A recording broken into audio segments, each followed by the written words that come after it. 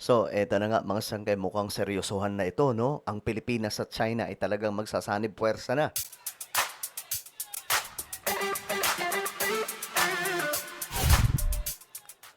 Hello guys, what's up? This is me. We are back dito sa ating YouTube channel. Kamusta po kayo mga kababayan? Pag-usapan po natin ngayon mga sangkay itong matinding balita, no? Kasi itong China at Pilipinas, nakakatuwang isipin na pwede pala mangyari. No, yung pag-uusap ng matino at wala pong away. Dahil po sa digmaan na nagaganap sa Middle East, mga sangkay, mukhang magsasanib puwersa. Hindi para makipagdigma sa kung sino man, mga sangkay, kundi para sa ikabubuti ng dalawang bansang ito. Kung ano yan, pag-uusapan po natin. Anyway, bago tayo magtuloy-tuloy sa mga hindi po dyan nakakapag-subscribe, sa ating YouTube channel, makikita nyo po yung subscribe button sa baba ng video na to. I-click nyo lamang po yung subscribe. I-click ang bell at i-click nyo po yung all. Sa mga nanonood naman po sa Facebook, i-follow nyo po yung ating Facebook page. Alright guys, ito kasi ang nangyari. Ayon sa balita, mabigat daw po itong sanib puwersa ngayon. The Philippines and China have resumed high level, tinawag po itong mataas na level na consultations with both sides exploring possible cooperation in oil and gas development.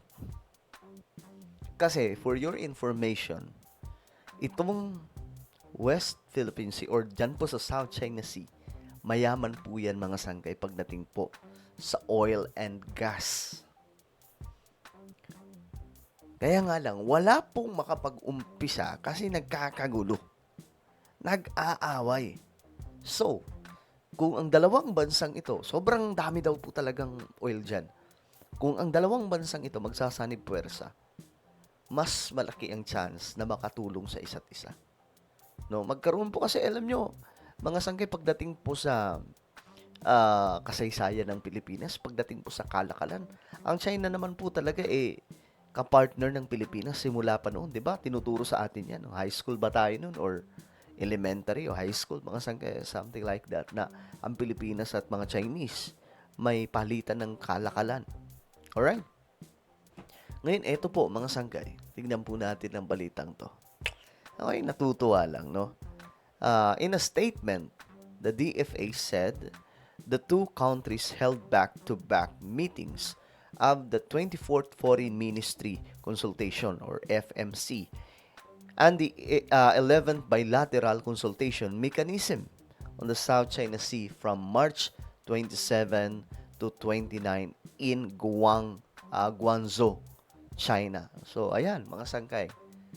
Guangzhou, China. So, simula daw po ng March 27 to 28, nagsimula na po ang konsultasyon, bilateral consultation po ito about dyan. The DFA said both sides made progress on practical measures, including initial exchanges on potential oil and gas cooperation as part of efforts to build confidence and expand areas of collaboration. So, ayan mga sangkay. Biruin nyo, nung panahon po ni PRRD, hindi nangyari yan. Friend tayo, pero hindi po nangyari itong dialogo, mga sangkay, na pag-usapan natin yung patungkol sa oil exploration dyan, diba? At ayon po dito, na maganda daw po ang naging pag-uusap ng dalawa. Mayroon pong progress, mga sangkay. Pagdating po sa practical measures, kasama daw po dyan yung initial exchanges sa potential na oil and gas cooperation. Maganda yan, mga sangkay, diba? Tayo naman, imbis na umantong tayo sa gera, di ito na lang, diba? Mag-usapan na lang natin yung ikabubutan ng ating mga bansa. Sa isang interview kay President Marcos, sabi po ni PBBM, the Philippines has long been in talks with China on possible joint development of gas resources in disputed areas of the South China Sea amid the ongoing conflict in the Middle East. So, blessing in disguise. 'Di ba? Kung kailan naramdaman po ng yung China, nanganganib ang China. Kasi sa Middle East din po sila umaasa. especially Iran. Ang pagkakaalam po natin, lulusubin daw po ng Amerika yung malaking oil facility ng Iran, na kung saan doon daw po kinukuha ang 80% na oil papuntang China. So, kailangan po talaga din ng China ng alternative. So, ngayon, kailangan pong, kumbaga, mag-usap na itong dalawa. Kasi, walang ibang pwedeng makinabang dito, kundi sila lang, Pilipinas at China. No? Kung mag-aaway sila, walang makikinabang. In response, the Chinese embassy in Manila expressed willingness to pursue joint development provided the Philippines demonstrates sincerity in negotiations. Ayan, mga sangkay. Despite ongoing discussions, the Philippines reiterated its position on the West Philippine Sea. Yun na nga ang kinagandahan dyan. No? Hindi po iniiwan ng Pilipinas ang posisyon natin sa West Philippine Sea.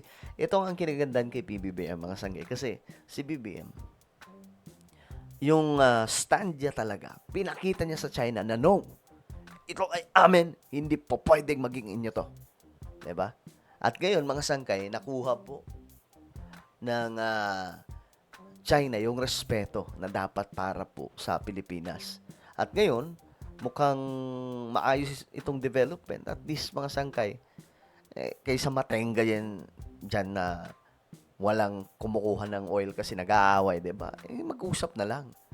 The DFA said Manila raised concerns over incidents affecting Filipinos personnel, and fishermen firmly reiterated its principled position. Okay, the Philippines also emphasized adherence to international law, including the United Nations Convention on the Law of the Sea, or UNCLOS, and the 2016 arbitral ruling. So, well, pag-uusapan po ito, mga sangkay. Ang maganda lang dito kasi, kumbaga, maayos kung sakasakali, Lord willing, no? Na maayos ito, di tayong lahat na makikinabang dito. Magkaroon na, okay, mag-set up sila ng itong gawin natin para hindi tayo magkagulo. Then, sabay natin i-explore yung karagatan. Tapos, ganito ang makukuha ninyo, ganito rin yung sa amin. Dapat, baga matadaan ito sa tamang mag-uusap. Imbis na, magbakbakan sila dun sa West Philippine Sea, magbasagan, maghabulan, ito na, pag-usapan na lang. So kayo ba, masaya ba kayo na nagkakaroon ng development ngayon? Pagdating po sa kooperasyon ng dalawang bansang ito, comment down below ano pong inyong opinion. Mayroon tayong YouTube channel, ito po isang Revelation. Hanapin nyo po ito sa YouTube ngayon din. Kapag nakita nyo na, i-click nyo po yung subscribe, i-click ang bell, at i-click nyo po yung all. Ako na po ay magpapaalam, mag-iingat pong lahat. God bless everyone.